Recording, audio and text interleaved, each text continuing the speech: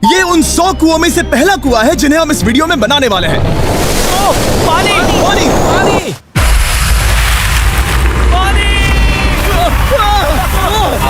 आपने अभी अभी केन्या के एक छोटे से गांव को पीने के पानी का अनलिमिटेड सप्लाई मिलते हुए देखा, वो भी सिर्फ 1 सेकंड में। अभी एक कुआं बना है और 99 बाकी है। आपको ये वीडियो बहुत पसंद आएगा। इन 100 कुओं को मिलाकर 5 लाख से ज्यादा लोगों को पीने का ताज़ा पानी मिलने वाला है। केन्या की इस साइट पर कुछ कुएं बनाने के बाद हम नाइरीरी स्कूल सिस्टम के साउथ में गए और कह सकते हैं कि उन्हें हमसे मिलकर बहुत खुशी हुई। क्या हाल है? मैंने ऐसा नहीं सोचा था।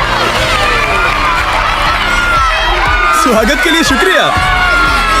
समझ नहीं आता कैसे रिएक्ट करूं। बहुत बहुत शुक्रिया दोस्तों। हमारे आने पर इस गांव ने हमारा जोरों से स्वागत किया और नोलन इसमें थोड़ा खो गया। नोलन जैसा अजीब इंसान मैंने कभी नहीं देखा और ये मेरी गलती नहीं है। और फिर वहाँ का स्कूल देखने के बाद ये रहे हमारे मेहमान। क्या हाल है? दिन अच्छा बीत रहा है ना? सबसे मिलकर अच्छा लगा। एक टीचर ने मुझे दिखाया कि स्टूडेंट्स कहाँ से पानी पीते हैं, जो कि एक बहुत ही अनसेफ नदी से आ रहा था। तो आपके स्टूडेंट्स यहीं से पानी पीते हैं? हाँ ये बुरी बात है। हाँ, स्टूडेंट्स हमेशा डायरिया जैसी बीमारी, टाइफाइड जैसी बीमारी की कंप्लेंट्स करते हैं क्योंकि वो ऐसा पानी पीते हैं। तो हाँ। हम कोशिश करते हैं, पर देख रहे हो ना, अब क्या कहा जाए। पर क्या करे, जिंदगी तो जीनी ही है और पानी तो सबको चाहिए होता है। जाहिर है कि इनकी हालत सच में बहुत खराब है। असुरक्षित पानी पीने से इन बच्चों की जिंदगी बहुत कम होती जा रही है। पर कम से कम इस गांव की मदद करने की हम पूरी कोशिश करने वाले हैं। क्या पता ये मुझे फिट आएगा या नहीं। मेरा सिर बड़ा है। देखते हैं पानी मिलता है या नहीं। ओह, ओह। बारिश हो रही है, क्या नजारा है। पानी जमीन से बाहर आने के बाद उसे ऐसे बैरल्स में इकट्ठा किया गया और बैरल्स को वाटर टावर्स पर लगाने के बाद आसपास के गांव के लोगों के पास सिर्फ पीने के लिए साफ पानी ही नहीं था, पर एक प्रेशराइज्ड वाटर सोर्स भी था, जिसका मतलब है कि लॉन्ड्री के लिए सुरक्षित पानी भी मिलेगा। और खींचो। मुझे बताओ ये नोलन की मॉम से कितना हैवी है? नोलन की मॉम से दुगना। ओह गॉड। मैं तुम्हें यहाँ से धकेल दूंगा। ठीक है, इसे अब यहाँ रख दो। हमने केन्या में और 20 कुएं बनाए और उसके बाद इसके जूते में भी कुआं डोंट है। वरी, मेरे दूसरे जूते में भी पानी है। मैं बताता हूँ कि हमने ये 29 कुएं कैसे बनाए। इस विशाल सी ड्रिल से जमीन में सैकड़ों फीट गहरा गड्ढा किया, वो भी पॉल्यूटेड सोर्सेज से होकर सीधे विशाल से पीने लायक पानी तक। उसके बाद हमने पाइप्स इंस्टॉल किए ताकि लोग पूरे अफ्रीका में इन हैंड पंप से पानी ले सके और नाइरीरी में भी। इसे टेस्ट करके देखते हैं। पानी जैसा है। मुझे इस 5 गैलन ड्रम को भरने के लिए 5 मिनट लगे। इससे एक दिन में कितना पानी मिल सकता है? 3600 गैलन्स एक दिन में। ये ना केवल स्कूल के 400 बच्चों को कवर करेगा, बल्कि स्कूल के आसपास के गांव वाले भी इसका अच्छे से इस्तेमाल कर सकते हैं। पानी के लिए शुक्रिया आपका। कोई बात नहीं। ये पंप नॉन स्टॉप 30 सालों तक चल सकता है। आपको लग रहा होगा कि इस तरह का बड़ा काम करने के लिए एक बड़े गवर्नमेंट की जरूरत पड़ेगी, पर ये सच नहीं है। ये प्रॉब्लम सुलझाना बिल्कुल मुमकिन है और ऐसी चीजें करने के लिए इंसानियत को आगे आना ही चाहिए। आपकी कामयाबी का राज क्या है? सच कहूँ तो ऐसा कुछ खोजो जो तुम्हें करना पसंद है, उसे लंबे समय तक करो और तुम्हें कामयाबी जरूर मिलेगी। मैं इसे बहुत करीब लाने वाला हूँ। देख रहे हो? मजेदार है ना? जरा ऊपर देखो, वो रिकॉर्ड कर रहा है। ठीक है, मैं इसे करीब लाने वाला हूँ। ठीक है। हाँ, तुम खुद को देख सकते हो। हम इस गांव के लिए भी कुआं बना पाए, इस गांव के लिए भी और इन दूसरे 12 गांवों के लिए भी।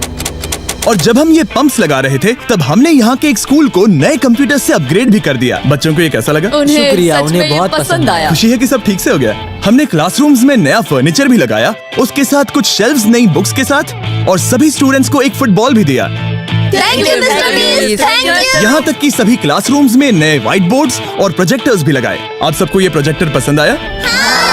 हम चौक का इस्तेमाल कर रहे थे जिससे बहुत डस्ट होता था, लेकिन आज सब कुछ साफ है। हमें इस बात की खुशी है। कोई बात नहीं, इतना तो कर ही सकते हैं। पर जब हम 45वें कुएं की साइट पर गए, तब एहसास हुआ कि वहाँ का हाल और भी बुरा है। जब भी उन्हें पानी की जरूरत पड़ती थी, तब उन्हें जंगल से 1 मील खतरनाक रास्ता तय करके जाना पड़ता था, जो एक विशाल सी पहाड़ी से जाता है। मैं जल्दी उठता हूँ, लगभग सुबह 4 बजे, ताकि मैं स्कूल के लिए पानी ला सकूँ। यहाँ से पानी निकालना सेफ नहीं है। ये जगह बहुत स्लिपरी है, जिससे किसी को चोट लग सकती है। हमने उनके कुएं पर काम करना शुरू किया, तब उन्होंने मुझे दिखाया कि वो पानी कहाँ से निकालते थे। आपको दिन में ऐसे कितने चक्कर लगाने पड़ते हैं? 2 बार। दिन में 2 बार? ओह वाह, तो एक आम स्टूडेंट ऐसा ही कुछ ले जाता है? हाँ। ओह गॉड, अगर 200 स्टूडेंट्स ऐसा रोज करते हैं तो ये कितना मुश्किल होगा? बहुत मुश्किल हो सकता है। ओह गॉड, ये ढलान तो बहुत बड़ी है। अरे यार, ये ढलान तो रुकने का नाम ही नहीं ले रही। हर रोज मैं सच में दंग रह गया कि ये चढ़ाई कितनी मुश्किल थी। ये सब इतना कुछ करते हैं ताकि वो यहाँ तक पहुँच सके जहाँ इन्हें साफ पीने का पानी मिल सके। आमतौर पर आप पानी यहीं से लेते हो? हाँ। और पानी भरने के बाद ये जग्स लगभग 18 किलो तक हो जाते हैं, जो इन बच्चों के लिए पहाड़ियों से ले जाने के लिए बहुत मुश्किल है। लेडीज आराम से ये 2 उठा सकती ओह, हैं। तो मैं अभी जरूर ले जा पाऊंगा।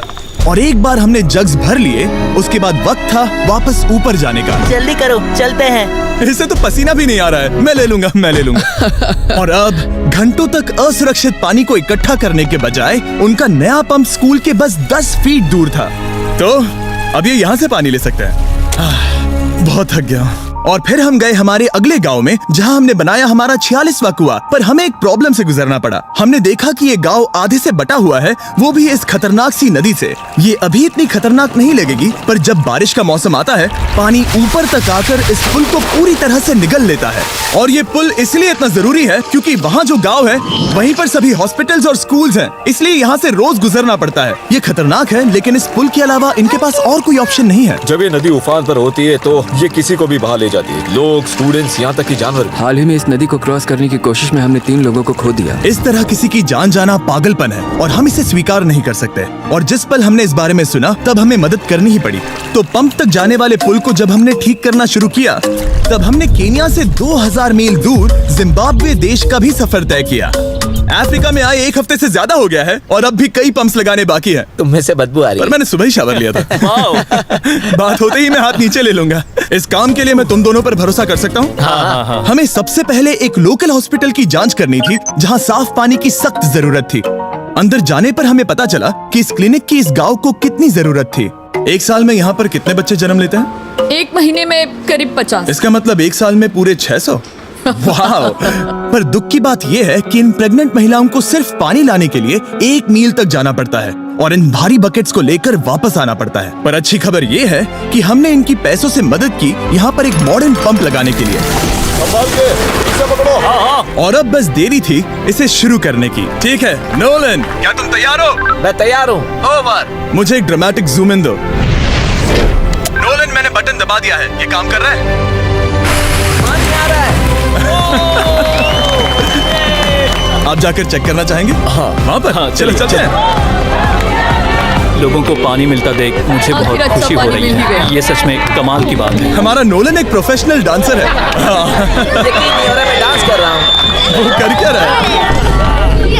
ओह गॉड, सॉरी, मैं नहीं चाहता कि आप इसे और देखें। साफ पानी मिले ये पक्का करने के अलावा इस गांव में बहुत से स्टूडेंट्स को ट्रांसपोर्टेशन की भी दिक्कत थी, तो हमने इन सबको नई साइकिल्स देने का फैसला किया। बच्चे बहुत ज्यादा हैं, पर हमने साइकिल्स भी उतनी ही खरीदी हैं। सच बताऊं तो मुझे साइकिल चलाना नहीं आता। जिमी को सिर्फ साइकिल देना आता है। कभी इसे चलाना नहीं सीखा। तो चलो हम एक रेस लगाते हैं। 3, 2, 1, गो! ओह माय गॉड, सभी मुझसे आगे जा रहे हैं। संभल के, मुझे चलाना नहीं आता, किसी को उड़ाना नहीं चाहता। तुम इसे चलाओगे? ठीक है, जाओ चलाओ। ओके। और इन्हें साइकिल्स देने के बाद हमने तब तक पंप्स लगाए जब तक हम पहुंच गए कुआं नंबर 69 तक। ये कुआं सोलर पावर्ड है, जो गांव के किसानों के लिए खास बनाया गया है, ताकि इनकी फसलों और जानवरों को जरूरत से ज्यादा पानी मिल सके। चाहे गर्मी हो या फिर बिजली ना हो, इससे कोई फर्क नहीं पड़ेगा। और एक पैनल है 200 वॉट्स का, जो एक पंप से जुदा है। ये पंप हर घंटे 5000 लीटर पानी खींच सकता है। बेसिकली ये अनलिमिटेड पानी का सोर्स है इस पूरे गाँव के लिए। ये बहुत बढ़िया है। और जिम्बाब्वे छोड़ने के बाद हम चाहते थे कि अफ्रीका की सभी कम्युनिटीज को पानी मिलता रहे, इसलिए हमने और कुछ पंप्स बनाए युगांडा में, सोमालिया में और कैमरून में। कैमरून में हमने क्या क्या किया ये देखने के लिए फिलैंथ्रोपी चैनल पर हम जल्द ही एक वीडियो अपलोड करने वाले हैं। इन गाँव में वक्त बिताने पर मुझे एहसास हुआ कि पंप्स लगाना कितना जरूरी होता है। कैसे ये खेती को पानी देते हैं, भूखे का पेट भरते हैं, कैसे ये हॉस्पिटल्स को साफ सुथरा रखते हैं, और सबसे जरूरी कैसे ये आने वाले पीढ़ी के बच्चों के लिए लंबी और हेल्दी जिंदगी जीने में मदद करते हैं। और इससे कम्युनिटीज का भविष्य भी सेफ हम होता है। बहुत समय से इंतजार कर रहे हैं साफ पानी के लिए। Water is life. और कुछ लोकल लोगों की मदद से हमने आखिरकार ये पुल पूरा कर ही लिया, जिसे ये कम्युनिटी अगले 100 सालों तक इस्तेमाल कर सकती है। कई जिंदगियां बचेगी, परिवार एक साथ आएंगे, परेशानियां चली जाएंगी। इस वीडियो में हमने जो 100 पंप्स लगाए हैं वो कई जिंदगियां बदल देंगी, पर ये काफी नहीं है। इसीलिए मैं चाहता हूं कि आप जाने से पहले beachphilanthropy.org/wells पर जाएं और मुमकिन हो तो पैसे डोनेट करें। मैं सच कह रहा हूं, हमें इस वीडियो से एक पैसे का भी फायदा नहीं हो रहा है। इस वीडियो से जितने भी पैसे आएंगे वो 100% इन पंप्स को बनाने में खर्च होंगे, वो भी पूरी दुनिया में। पता है ये अजीब है कि एक यूट्यूबर को ये सब करना पड़ रहा है, पर किसी को तो करना ही होगा। अगर कोई नहीं करेगा तो हम ये करेंगे ही। आप देख सकते हैं इस काम से कई कम्युनिटीज की जिंदगियां बदल रही हैं। और फाइनली 100वां पंप। ओह माय गॉड, मुझे माफ करना।